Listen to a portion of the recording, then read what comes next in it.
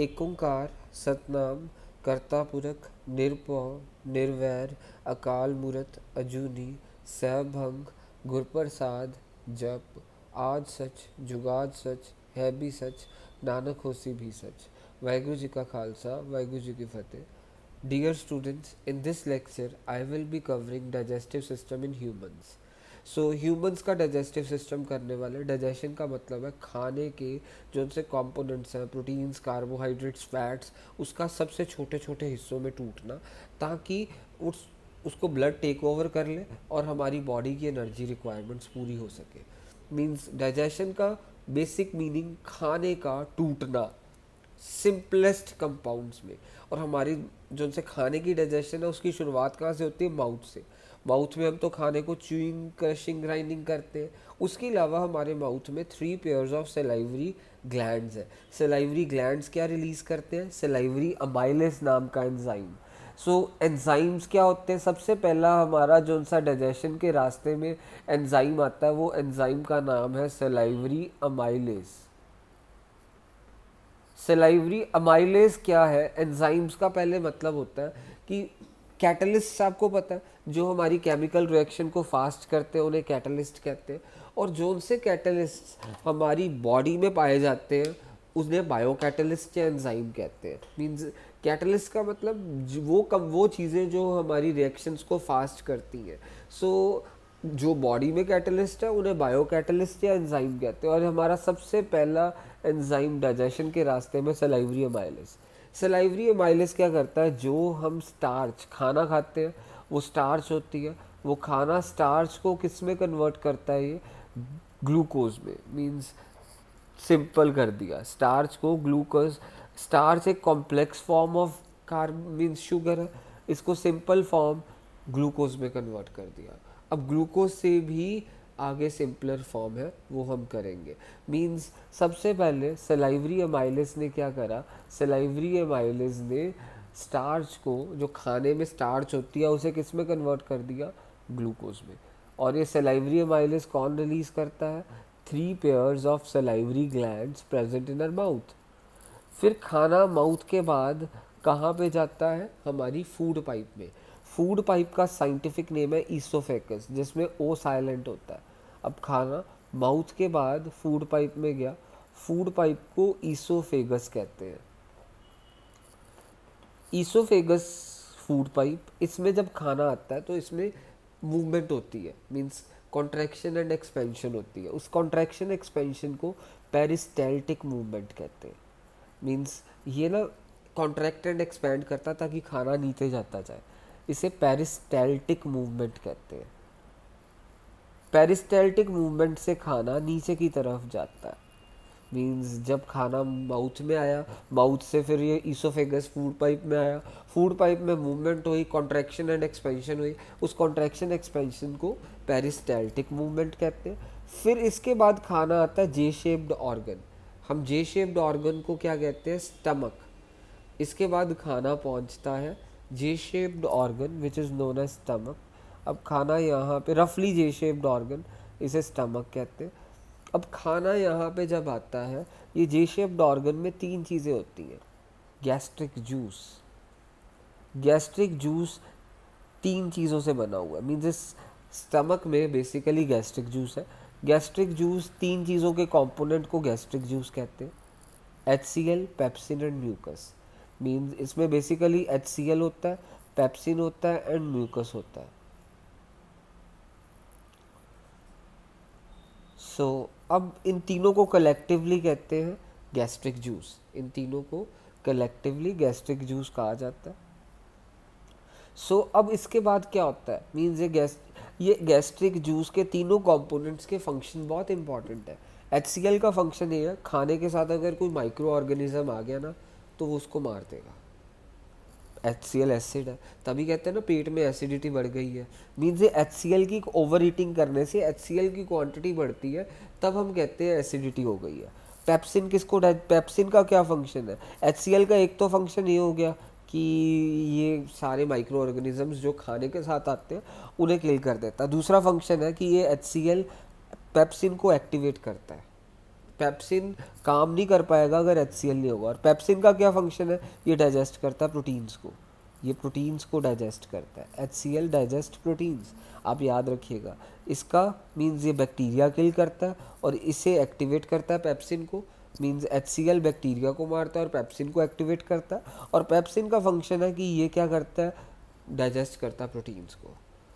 और अगर HCl ना हो तो पेप्सिन एक्टिवेटेड नहीं होगा।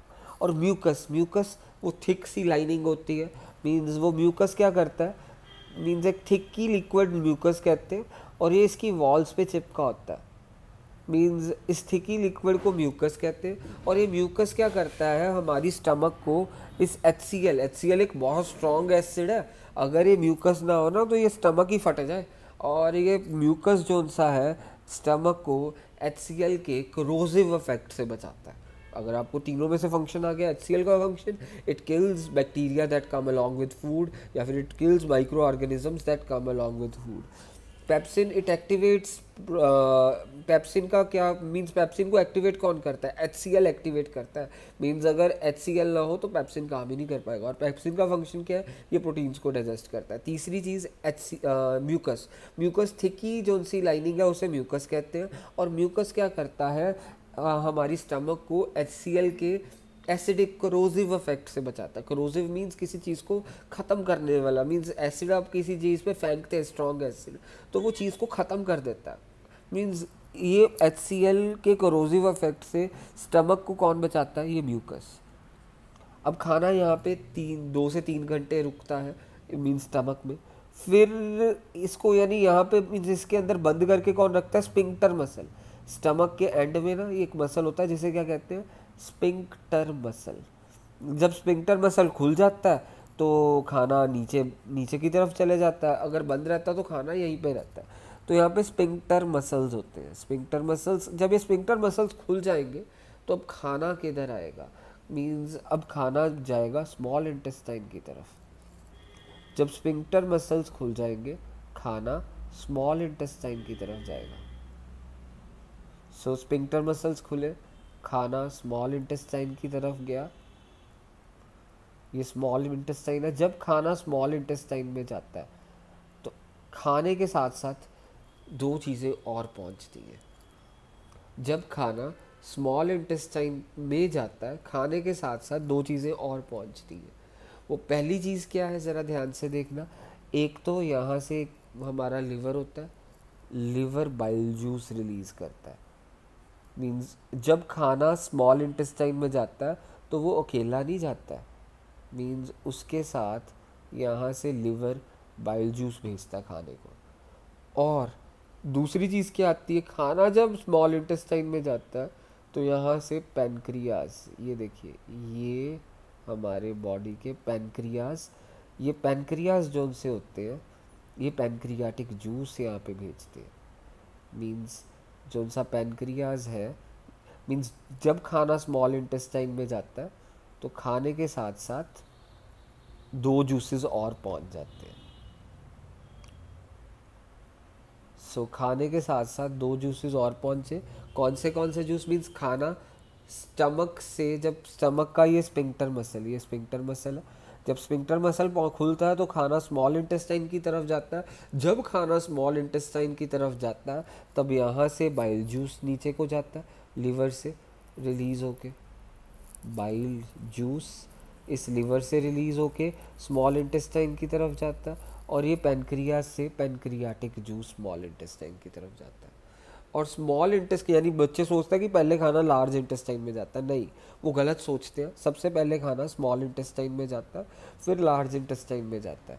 और खाना जब यहाँ पे पहुँचा, अब मैं आपको ये स्टेप ज़रा ध्यान से देखिएगा। मीन्स जब खाना स्मॉल इंटेस्टाइन में पहुँचा, स्मॉल इंटेस्टाइन में खाना गया, इसकी खाने की एंट्री स्मॉल इंटेस्टाइन में जब हुई तो फूड के साथ साथ किसकी एंट्री हुई स्मॉल इंटेस्टाइन में, पैनक्रियाटिक जूस एंड साथ में बाइल जूस। पहले बाइल जूस लिखूंगा फिर पैनक्रियाटिक जूस लिखूंगा। सो 2 चीज़ें साथ में पहुंचती है खाने के।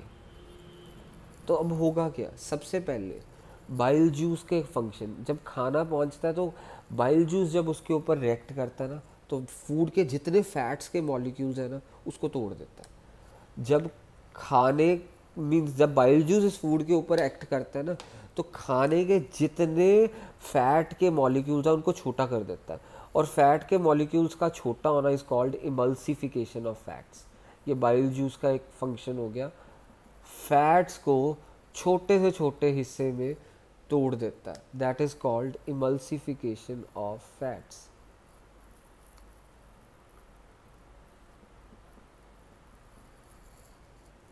फैट्स को तोड़ दिया बाइल जूस ने। और बाइल जूस का दूसरा फंक्शन क्या है, बाइल जूस खाने, यहाँ पे देखो स्टमक में HCl था, इसके कारण फूड क्या हो गया था, acidic. Bile juice acidic food को किस में कन्वर्ट कर देता है, एसिडिक फूड को बेसिक फूड में कन्वर्ट कर देता है। बाइल जूस एसिडिक फूड को बेसिक फूड में convert, means basic in nature, जो सा फूड होता है जो बेसिक इन नेचर होता है ये उसमें कन्वर्ट कर देता है। और जो सा एसिडिक फूड बेसिक फूड में कन्वर्ट हो गया, तो बेसिक फूड इसलिए बहुत ज़रूरी है क्योंकि जो सा अब पेनक्रियाटिक जूस बेसिक फूड के ऊपर ही एक्ट कर सकती है, पेनक्रियाटिक जूस एसिडिक फूड के ऊपर बिल्कुल भी रिएक्ट नहीं कर सकती है। तो पेनक्रियाटिक जूस 3 चीज़ों से बनी हुई है, पेनक्रियाटिक जूस 3 चीज़ों से बनी हुई है। सो वो 3 चीज़ें कौन सी है, ट्रिप्सिन, लाइपेस एंड अमाइलेस, 3 चीज़ों से बना है pancreatic juice, trypsin, lipase and amylase. इन 3 चीज़ों से बना है हमारा क्या, पेनक्रियाटिक जूस। सबसे पहले खाने के साथ साथ बाइल जूस पहुंचा स्मॉल इंटेस्टाइन में, और साथ में क्या पहुंचा, पेनक्रियाटिक जूस। बाइल जूस क्या करता है, खाने के फैट मॉलिक्यूल्स को, लार्जर फैट मॉलिक्यूल्स को स्मॉलर फैट मॉलिक्यूल्स में कन्वर्ट कर देता है, इसे एमल्सिफिकेशन ऑफ फैट्स कहते हैं। और बाइल जूस का दूसरा फंक्शन क्या है, यहाँ पे खाना क्या हो गया था, एसिडिक। अब एसिडिक फूड जब यहाँ पे आता है तो उसे बेसिक में कौन कन्वर्ट करता है, बाइल जूस। बेसिक फूड इसलिए ज़रूरी है क्योंकि पेनक्रियाटिक जूस एसिडिक फूड पे रिएक्ट ही नहीं कर सकता, वो बेसिक फूड पे ही रिएक्ट कर सकता है। और पेनक्रियाटिक जूस 3 चीज़ों से बना है, ट्रिप्सिन, लाइपेस, अमाइलेस। ट्रिप्सिन क्या करता है, प्रोटीन्स को सबसे छोटे हिस्से में तोड़ देता है। वो सबसे छोटा हिस्सा कौन सा है प्रोटीन्स का, अमीनो एसिड्स। ट्रिप्सिन प्रोटीन्स को सबसे छोटे हिस्से में तोड़ देता है, और वो प्रोटीन्स का सबसे छोटा हिस्सा क्या है, अमीनो एसिड्स। फिर लाइपेस फैट्स को किस में कन्वर्ट कर देता है, फैटी एसिड्स में। लाइपेस फैट्स को, फैटी एसिड्स, फैट्स का सबसे छोटा हिस्सा क्या है, फैटी एसिड्स एंड ग्लिसरोल्स। फैट्स को उसके सबसे छोटे हिस्से फैटी एसिड्स एंड ग्लिसरोल्स में कन्वर्ट कर देता है। फिर रह गया अमाइलेज। हमारा देखो जो सा स्टार्च माउथ में था वो ग्लूकोज में कन्वर्ट किसने करा था, जो सा सलाइवरी अमाइलेज ने ना। वैसे ही जो कुछ हमारा नहीं कन्वर्ट हुआ, मीन्स जो रिमेनिंग स्टार्च नहीं कन्वर्ट हुआ हमारे ग्लूकोज में, मीन्स उसको कौन कन्वर्ट कर देता, अमाइलेज। मीन्स अमाइलेज क्या करता है, इसको छोटे हिस्से में तोड़ देता है। किसको छोटे हिस्से में तोड़ता है, अमाइलेज हमारे ग्लूकोज को छोटे हिस्से, मीन्स छोटे छोटे हिस्सों में तोड़ देता है। सो अब पेनक्रियाटिक जूस इन 3 चीज़ों से बना हुआ था। अब हम करने वाले हैं अब स्मॉल इंटेस्टाइन के बाद खाना किधर जाता है, लार्ज इंटेस्टाइन में। मीन्स स्मॉल इंटेस्टाइन के बाद खाना इस लार्ज इंटेस्टाइन में चले जाता है।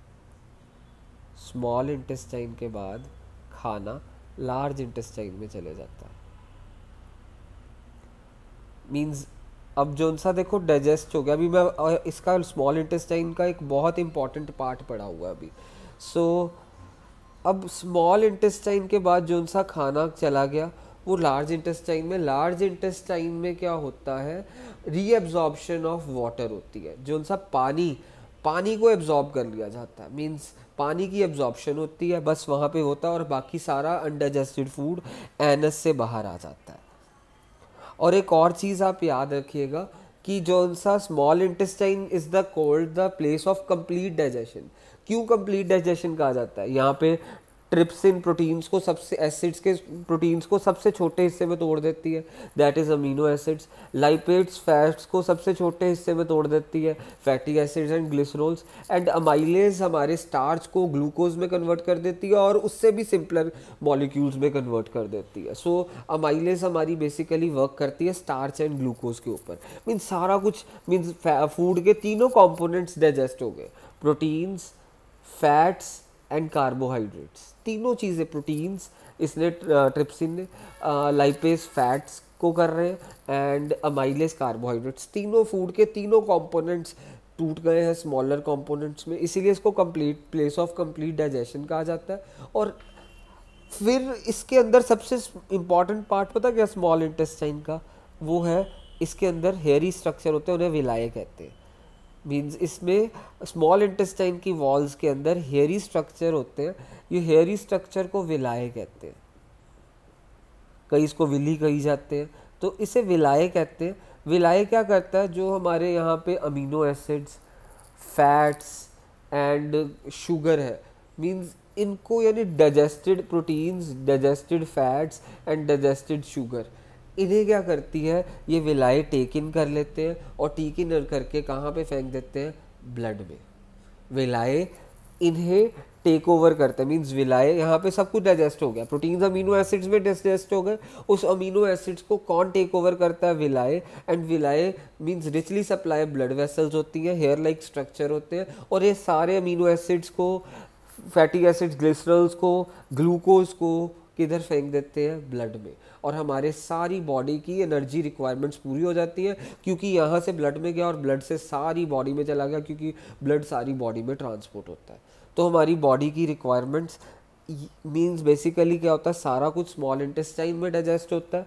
अमीनो एसिड्स मीन्स कौन डाइजेस्ट कर, मीन्स प्रोटीन्स को ट्रिप्सिन्स डाइजेस्ट करते हैं, और ट्रिप्सिन्स की वजह से प्रोटीन्स अमीनो एसिड्स में कन्वर्ट हो जाते हैं, लाइपेज की वजह से फैट्स फैटी एसिड्स में कन्वर्ट हो जाते हैं, और अमाइलीज की वजह से स्टार्च जो सा कॉम्प्लेक्स फॉर्म ऑफ शुगर है वो simple form of sugar glucose में बन जाता है, कन्वर्ट हो जाता है। और यहाँ पे सब कुछ डाइजेस्ट होने के बाद उसको टेक ओवर कौन करता है, विलाय। विलाय ने टेक ओवर कर लिया और सारा खाना किधर चले जाता है, डाइजेस्टेड फूड ब्लड में चले जाता है, और ब्लड से सारी बॉडी में ट्रांसपोर्ट हो जाता है, और सारी हमारी बॉडी रिक्वायरमेंट्स पूरी हो जाती है। फिर उसके बाद बचा हुआ खाना इधर आता है लार्ज इंटेस्टाइन में, और लार्ज इंटेस्टाइन में वाटर की रीएब्जॉर्प्शन टेक्स प्लेस करती है, वाटर एब्जॉर्ब होता है जो बॉडी को चाहिए, और फिर उसके बाद एनस से बाहर निकल जाता है सारा अनडाइजेस्टेड फूड।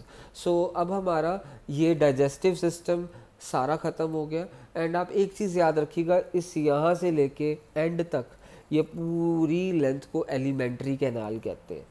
मीन्स यहाँ से शुरू से लेके एंड तक वी से एलिमेंट्री कैनाल। सो आप ये याद रखना word alimentary canal. And normal जो उनसे ह्यूमन बींग्स हैं उनमें ये 9 मीटर लॉन्ग होता है alimentary canal. So that's it, bye.